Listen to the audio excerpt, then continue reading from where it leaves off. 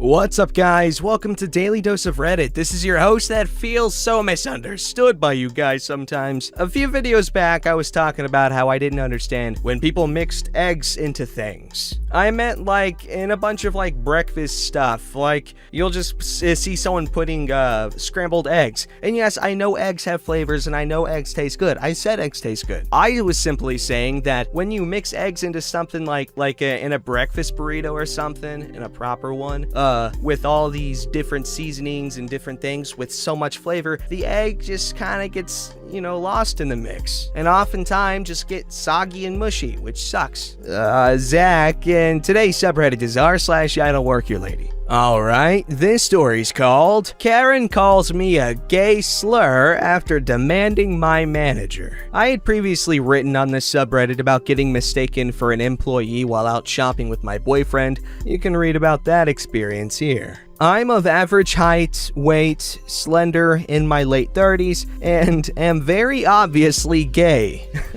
This is partially relevant to the story. I've been in a relationship with my partner for almost 2 years. A little over 4 months ago, me and the other half made the decision to move in together. Prior to that, I lived with roommates and had been in the military. I had just dropped the last of my items that were stored at my mother's house in my old bedroom at the apartment when I saw the fridge needed restocking. The 2 grocery chains that I used to shop at are not available in my current area of residence. So I bit the bullet and went to that hellmouth of a retail establishment I shall refer to as Malwart. There aren't enough words to express how much I despise this place. Hey now. Unfortunately, it is one of the only affordable places within a reasonable distance from my new residence. Whether I like it or not, it really has everything we could possibly need. Exactly, so you shush up about hating Walmart, buddy. You're this close. My shopping trip wardrobe was a sky blue message t-shirt that read, "You are the Monday of my life." Cut off, torn, faded blue jean shorts, beat up running shoes, and a custom-made face mask with my dog's picture on it. To anyone with more than half a brain,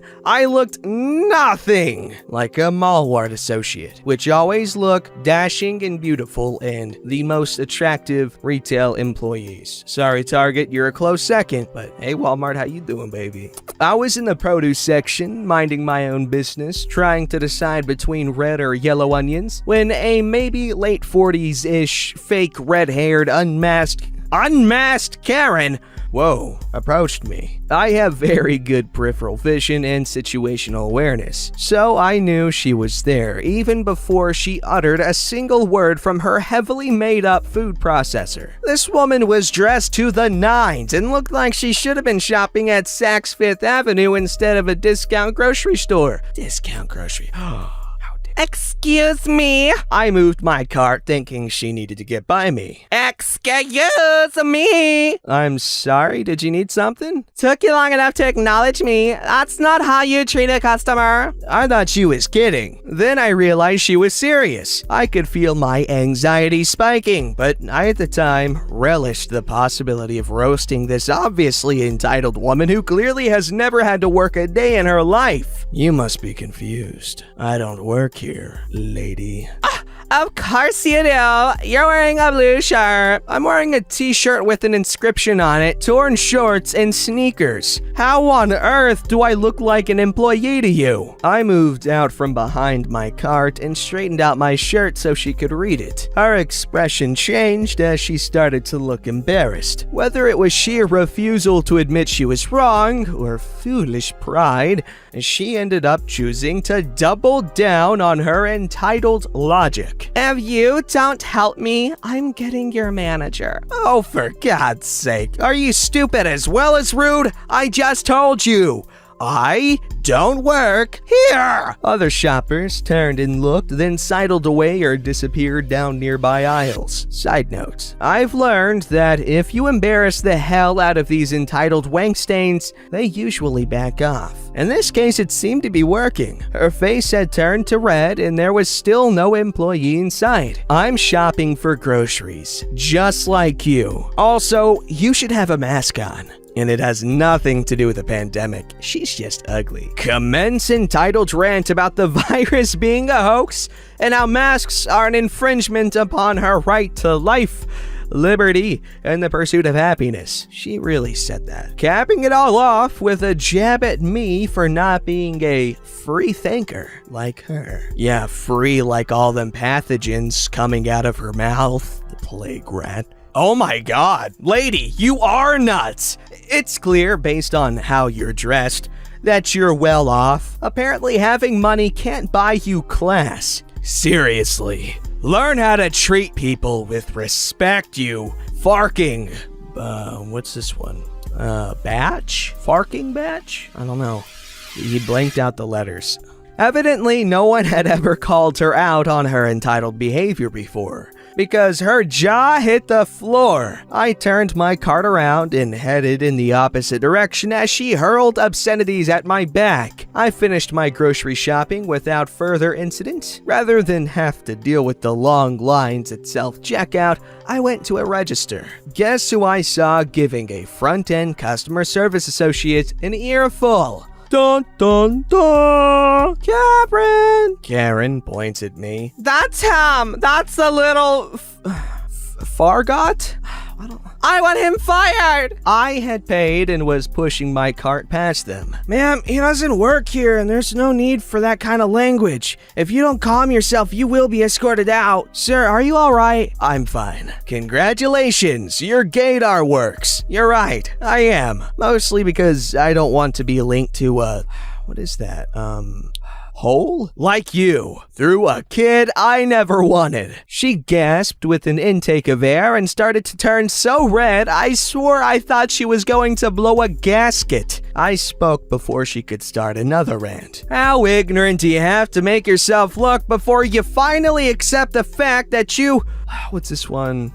Fault up, point at the rock on her finger. Give your husband my condolences and tell him I said, hey. Adding this because some people can't seem to comprehend that a person can lower or lift a mask. I detached my mask from one side to deliver the final blow. I winked and licked my lips. I think that finally did it, because she kept her mouth shut and looked like her ego had been deflated. I can't speak for everyone in earshot, but I got a glimpse of the customer service associate's face as I walked away, and he was trying so hard not to bust out laughing. I left the store and loaded up my car. On the drive home, I called my retired Irish-Italian auntie in New York to tell her what happened. She cracked up. A response? That's my boy! Some of you have pointed out that there was no way Karen could have seen me lick my lips if I had a mask on. When I don't need to wear it, I keep it tied to my belt loop so I don't end up losing or misplacing it. How is this relevant? It's not. I removed my mask to stick the knife in it. If you ask me, I thought Karen more than deserved it. That's a good story. I thought it was funny. Very, very creative to scare her into thinking that you were gonna flip her husband or something. Ha ha! And also, it's recommended that you wear a mask so that you are less of a pathogen-spreading plague rat, as I said, because we don't like plague rats. They spread pathogens, as I said. But in the end, do what you want. Alright, this story's called Woman Was Arrested Because She Thinks Being a Customer is a Free Pass for Assault. Happened some years ago, still dealing with the aftermath. I went out to buy some things from the supermarket with my boyfriend, now husband. I looked so obviously femme, even a dumb person won't think I work at this store. For God's sake, I was wearing a dress and heels. Boyfriend is in a separate aisle. I'm quietly looking through the shelves for my things without bothering anyone when someone tugs at my elbow very sharply, almost making me stumble. It's this woman, entitled Mom, glaring at me. Her teenage kid is behind her, looking extremely embarrassed. Where do I find the wine? I don't know. You should ask an employee. Please let go of me. She looks me up and down. You are an employee. Just shut up and help me or I'll get the manager. At this point, I've read enough stories to know how this ends.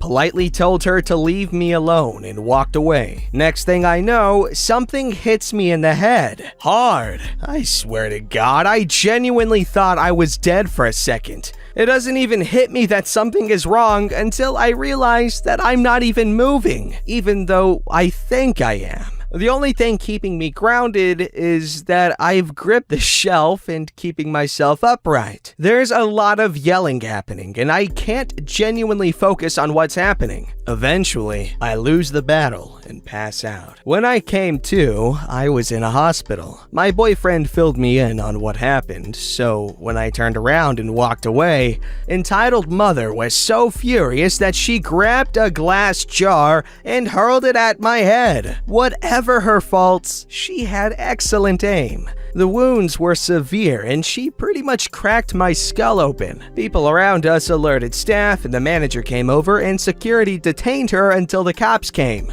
My boyfriend came up onto the scene and got me to the hospital in time. Till the end, she just kept saying she was trying to teach me a lesson for looking down on her. Her husband came with their children to see me at the hospital. I don't think they were ready to see the extent of my injuries. Her husband broke down in front of me and told me she wasn't the woman he loved. Later, I found out through my lawyers that he served her divorce papers. Her family covered all my medical expenses without us asking. Her husband seemed like a really nice man. It's been a few years, but I always wondered why she was so angry when she clearly had a family who loved her. A part of me will always wonder that. Eventually, she was charged and sentenced to prison. The case actually wrapped up a few weeks ago. She was sentenced to 12 years in prison on a bunch of charges, along with her jail term and her personal life falling apart. She also had to cover my legal expenses entirely up front. Her lawyers tried every dirty trick in the book to keep both cases going, but it ultimately blew up in her face because she had to pay for the delays. She also had to pay for my therapy, that too up front. I've been enjoying the peace for the past few weeks and staying inside with my family. For a while, I had some memory issues that slowly got better. For a solid year after the incident, I couldn't step out of my house because of the intense fear that something or someone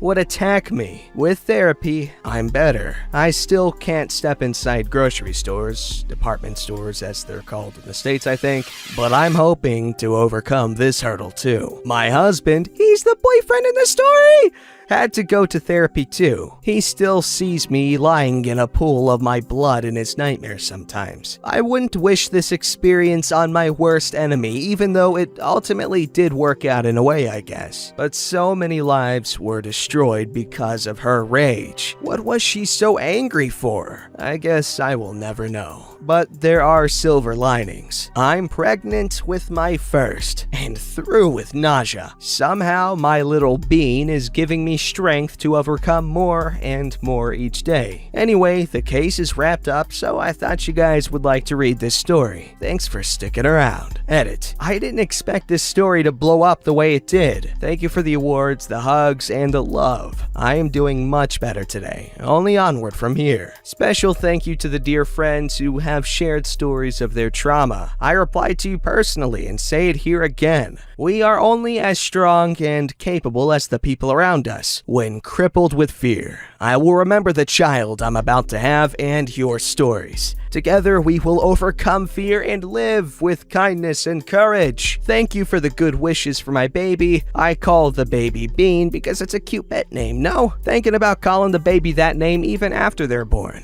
Some commonly asked questions. Did she express remorse? No, she never did. She was asked to take the stand once, and it was the only time during the trial we saw her cry and break down. But even then, she blamed me for ruining her life. There was no apology and no explanation. It was a random, brutal, and senseless act of violence designed to hurt me. How are you now? Much better, thank you. Still going to therapy, still taking it one day at a time. My husband is better too. his nightmares have reduced significantly. One day, this will just be a scary story. Why didn't you take her to the cleaners? A variety of reasons. I had a good ecosystem that rallied around me. My boss at the time didn't cut pay. I was a valuable employee in his organization, so they gave me paid leave. So I anyway didn't qualify for missed wages. She had to pay for my therapy up front and also my legal expenses, which were quite significant. Her husband had divorced her, so she was paying all this out of her own pocket, whatever savings she had accumulated. This shouldn't have affected my decision, but it did. Despite everything, I never wanted revenge, just justice. What country did this happen? This case was quite famous, so forgive me for not saying what country I'm from. If I tell you that, you'll immediately find my name out, and that's not acceptable. What now? Nothing. The last few years have been insanely crazy. Husband and I are just happy to exist with each other. Each day is a gift, and we intend to treat it as such. What happened to her family? I will paraphrase a comment I made to someone. The day her family came to visit me at the hospital was one of the worst memories of my life. I'll never forget that day. We all broke down crying. Her children, husband, me, my boyfriend, so many lives were destroyed because of this woman and her rage. At some point, her children, a son who looked around 11 and a daughter who looked around 16, came forward and hugged me as we all cried. I remember being so afraid, but at the same time being unable to move. I literally was paralyzed by fear. I didn't even realize I was crying until the children came forward and embraced me. My boyfriend was already embracing me, crying into my shoulder. Later, we found out that they had paid for all expenses I had incurred in the hospital. We were afraid this was to avoid legal recourse, but it wasn't. I genuinely believe her husband only had good intentions. After that day, I heard they filed for divorce. Her husband never came to court. After that day, we never interacted again. Her children came to court to testify, but it was obvious to everyone watching, this family was broken. The children said she was a good mother to them, but her daughter broke down crying on the stand when my lawyers asked her if she could describe that day from her perspective. It was obvious she was so terrified to see her mother in that light. After their testimonies, they didn't want anything to do with her or her court proceedings. Will you meet them? No, right now I can't. Too many horrible memories. Maybe in some years. I don't know. Edit 2. This has blown up considerably. My husband and I went through your comments. There are so many kind messages. I can't reply to all of them, but please understand that I am slowly but surely going through all of them at my own pace. Thank you for all your well wishes for me, husband, and Bean. Good night. I love you all. You really gotta imagine seeing that though. Just this lady just angrily throwing a jar at someone's head. That's scary. That's terrifying. And especially if that's your kid. Seeing your parent do something like that for no reason, that's scary to imagine. Because all I'm thinking about is just how that one action just absolutely destroyed everything for them. Even if the mom was acting up at home a little bit before that too, there's still that hope of, hey, this is just temporary and things will go back to normal. But all that's just shattered in that moment. It's crazy. Don't forget to like, subscribe, and hit that bell to never miss an episode.